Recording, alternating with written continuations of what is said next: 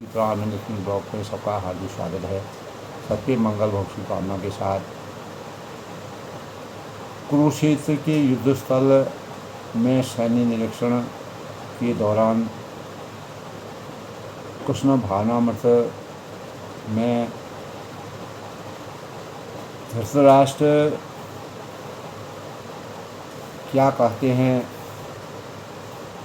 और उन्होंने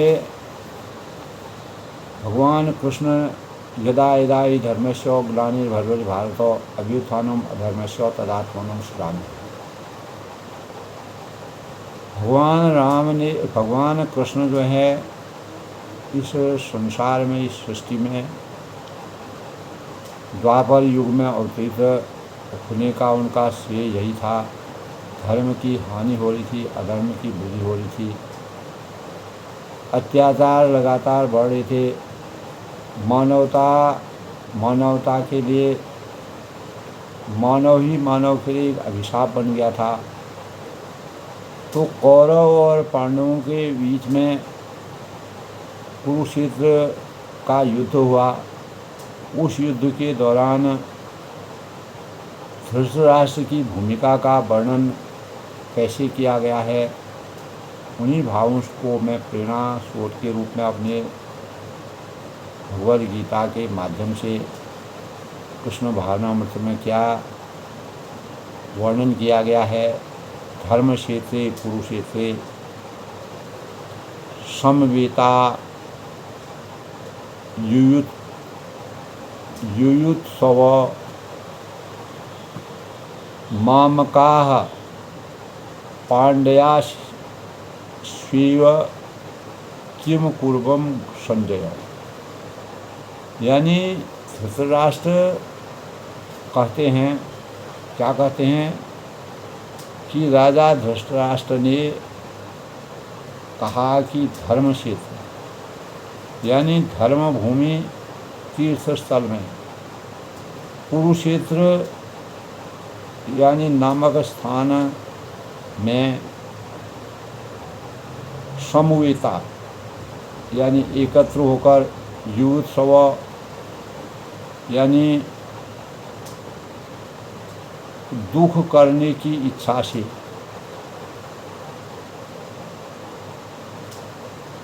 मामका माने यानी मेरे पक्ष में पुत्री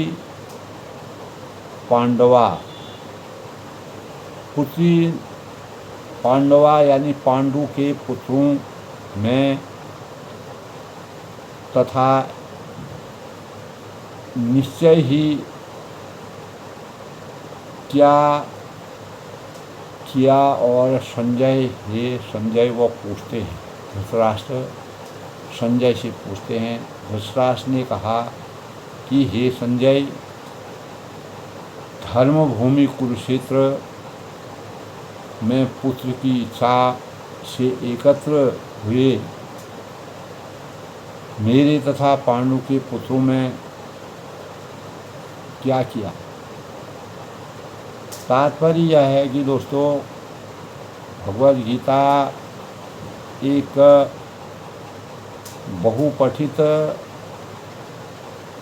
आस्तिक विज्ञान है और जो गीता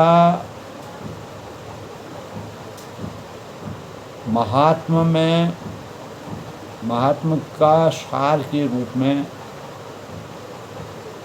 दिया हुआ है। तो इसमें यह उल्लेख है कि मनुष्य को चाहिए कि वह श्री कृष्ण के भक्त हो,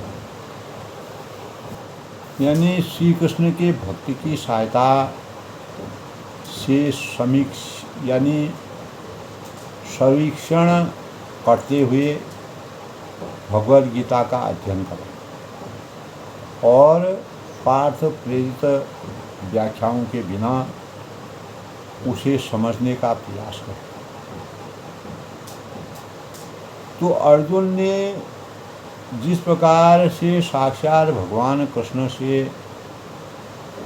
गीता सुनी और उनका उपदेश ग्रहण किया,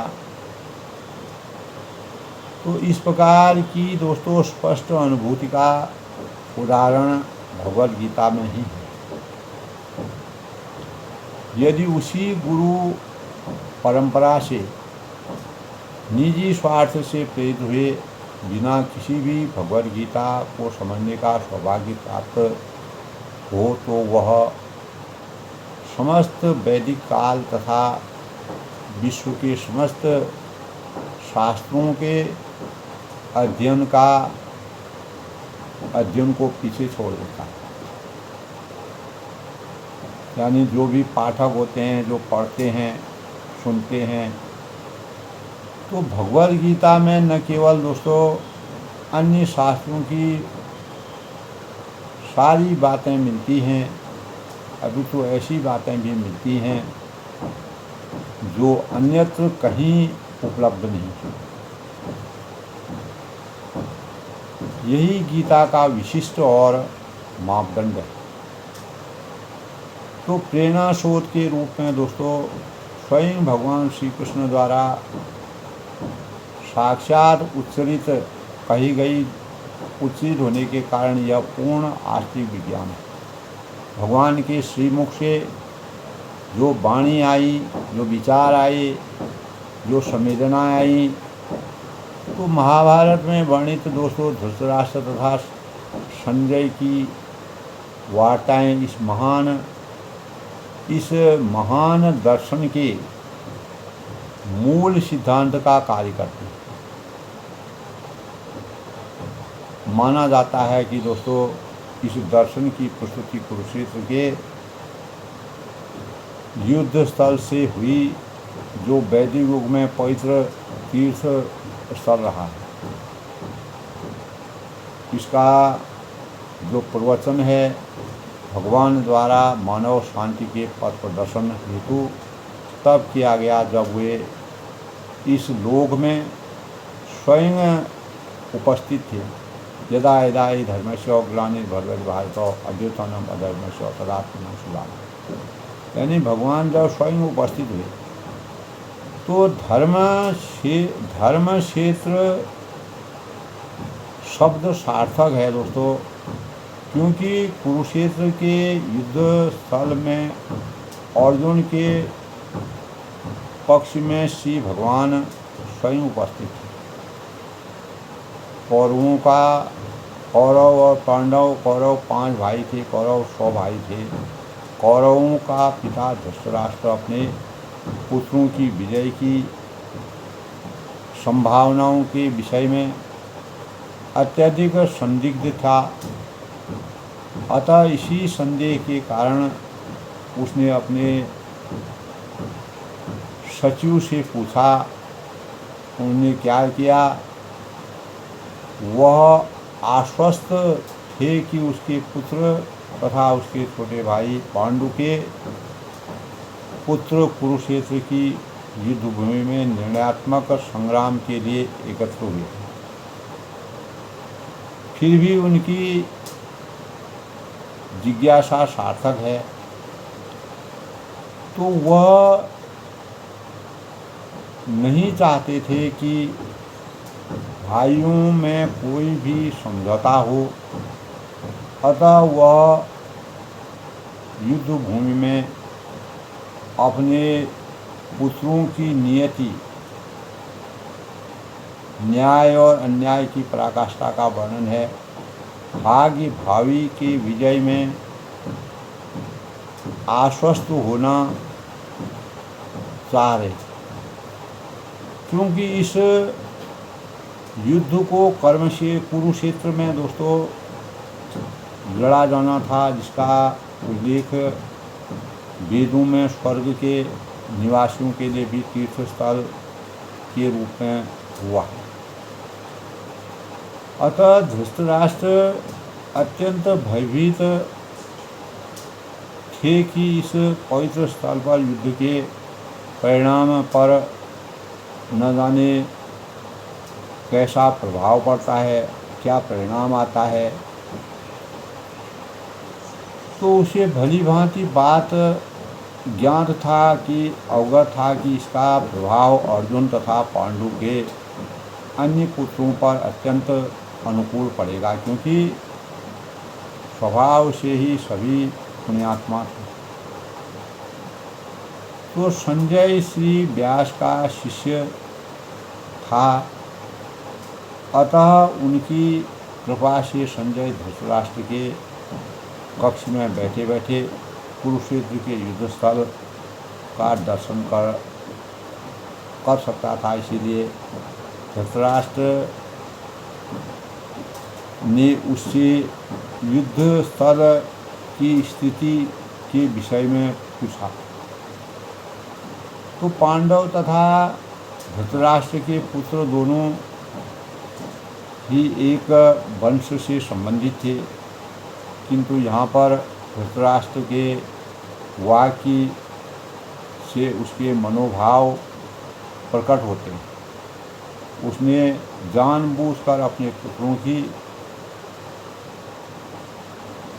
पुत्रों को कुरु कहा और पांडु को पुत्रों को वंश के उत्तरदायित्व थे विलग कर दिया, उनको अलग कर दिया। तो इस तरह दोस्तों पांडु के पुत्रों अर्थात अपने भतीजों के साथ धृतराष्ट्र की विशिष्ट मनस्थिति समझी जा सकती है। जिस प्रकार धान के खेत में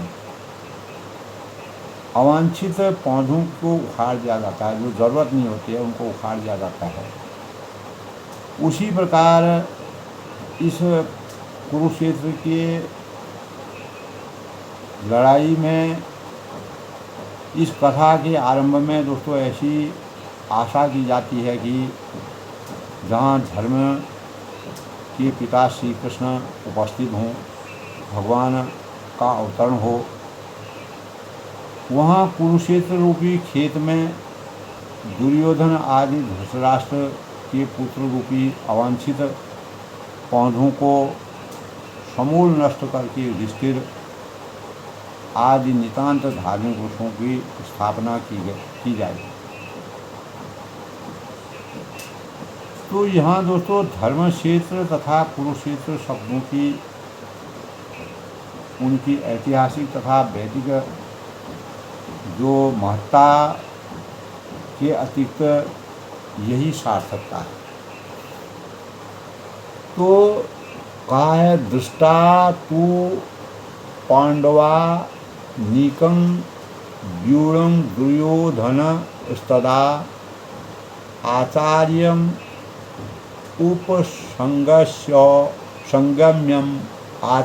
उपसंगम्यम राजा वचनम अब्रवीत। यानी संजय ने कहा कि हे राजन, पांडु पुत्रों द्वारा सेना की व्यूह रचना देखकर राजा दुर्योधन अपने गुरु के साथ पास गया और अपने ये शब्द उसने कहे। क्या कहे? धृतराष्ट्र जन्म से ही अच्छा था, दुर्भाग्यवश वह आध्यात्मिक दृष्टि से भी वंचित था। वह यह भी जानता था कि उसी के समान उसके पुत्र भी धर्म के मामले में अंध और उसे विश्राम या ये पांडवों के साथ कभी भी समझौता नहीं कर पाए, क्योंकि पांचों पांडव जन्म से ही पवित्र थे और फिर भी उसे तीर्थ स्थल के प्रभाव से विषय में संदेह था। इसीलिए संजय युद्ध भूमि की स्थिति के विजय में उसके प्रश्न के मंतव्य को समझ गए। अतः वह निराश राजा को प्रोत्साहित करना चाह रहा था और उसने उसे विश्वास दिलाया कि उसके पुत्र पवित्र स्थान के प्रभाव में आकर किसी प्रकार का समझौता करने नहीं जा रहे। तो अपने राजा यानी उसने राजा को बताया कि उसका पुत्र दुर्योधन पांडवों की सेना को देखकर तुरंत अपने सेनापति द्रोणाचार्य को वास्तविक स्थिति से अवगत कराने जा रहा था। यद्यपि दुर्योधन को राजा कहकर संबोधित किया गया है, तो भी स्थिति की गंभीरता के कारण उसे सेनापति के पास जाना पड़ा। अतः दुर्योधन राजनीतिक बनने के लिए यानी राजनीतिज्ञ बनने के लिए सर्वथा उपयुक्त था, किंतु जब उसने पांडवों की व्यूह रचना देखी तो उसका वह कूटनीति व्यवहार उसके भय को छिपाने वाला। तो तभी कहा है दोस्तों, पश्वेतां पांडु पुत्राण अमाय आचार्य महतीं भ्रमं द्युहां द्रुपद पुत्रेण तौ शिष्येण धीमता। यानी हे आचार्य, पांडुपुत्रों की विशाल सेना को देखें, जिसे आपने बुद्धिमान शिष्य यानी द्रुपद के पुत्र ने इतने कौशल से व्यवस्थित किया है। तो तात्पर्य यह है कि दोस्तों, परम राजनीतिक जो दुर्योधन महान ब्राह्मण और सेनापति द्रोणाचार्य के दोषों को इंगित करना चाहते थे। अर्जुन की पत्नी द्रौपदी के पिता राजा द्रुपद के साथ द्रोणाचार्य का कुछ राजनीतिक प्रसंग यानी झगड़ा था। इस झगड़े के परिणाम स्वरूप द्रुपद ने एक महान यज्ञ संपन्न किया, जिससे उसे एक ऐसा पुत्र प्राप्त होने का वरदान मिला जो द्रोणाचार्य का वध कर सके। राजनीति की पहेली है दोस्तों। तो द्रोणाचार्य इसे भली भांति जानते थे, किंतु जब द्रुपद का पुत्र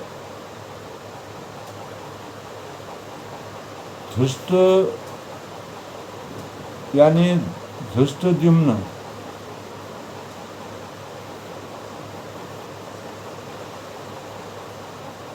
युद्ध शिक्षा के लिए उनको सौंपा गया, युद्ध की शिक्षा कैसे दी जाए, तो द्रोणाचार्य को उसे अपने सारे सैनिक रहस्य प्रदान करने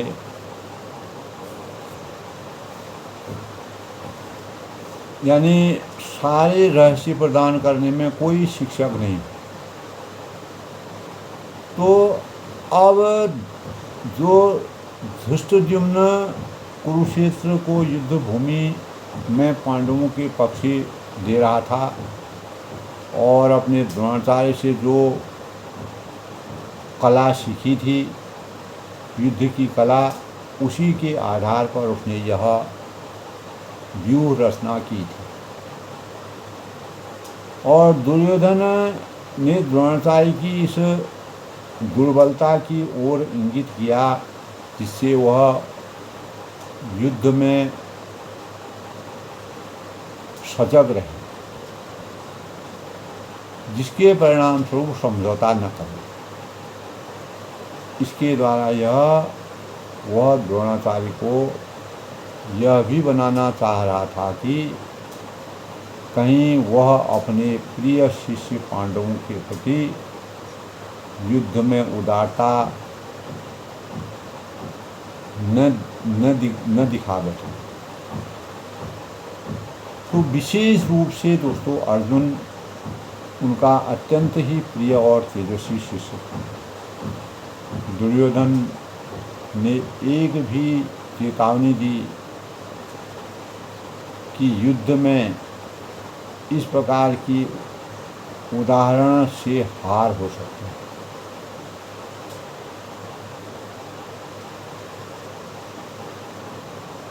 अन्नशूरा महश्वासा भीम अर्जुन समायुधि युयुधानो विराटश्च द्रुपदस्त्र महारथ। यानी इस सेना में भीम तथा अर्जुन के समान युद्ध करने वाला अनेक वीर धनुर्धर हैं। यथा महारथी यानी युयुधान, विराट और द्रुपद है, विराट तथा द्रुपद है। तो तात्पर्य यह है कि दोस्तों यद्यपि युद्ध कला में द्रोणाचार्य की महान शक्ति के समक्ष यानी जो धृष्टद्युम्न महत्वपूर्ण बाधक नहीं था, किंतु ऐसे अनेक योद्धा थे जिनमें अनेक प्रकार का भय था। तो दुर्योधन इन्हें विजय पथ से अत्यंत बाधक बताता है, क्योंकि इनमें से प्रत्येक योद्धा भीम तथा अर्जुन के समान दुर्जयी, अर्जुन के समान दुर्जयी था। उसे भीम तथा अर्जुन के बल का ज्ञान था, इसीलिए वह अन्यों की तुलना इन दोनों से करता था। तो इसी के परिणाम स्वरूप धृष्टकेतु कितानः कोशिराजश्च वीर्यवान पुरुज नित्य कुंती भोजश्च शैव्यश्च नर पुंगवः। यानी इसके साथ ही जो धृष्टकेतु यानी चेकितान, कोशिराज, पुरुजित, कुंती भोज तथा शैव्य जैसे महान शक्तिशाली योद्धा भी हैं। तो युद्धान अंजव विक्रांतं उत्तम औजास्य वीर्यवान शोभ द्रोपद याश्च सर्व एव महारथ। यानी पराक्रमी जो युद्धामन्यु अत्यंत शक्तिशाली और उत्तम औजा सुभद्रा का पुत्र तथा द्रौपदी के पुत्र, ये सभी महारथी। तो तभी कहा है कि दोस्तों अस्माकं तु विशिष्टांग ये तान्यबोध द्विजोत्तम नायका यम सैन्यस्य संज्ञारि तान् ब्रवीमिते।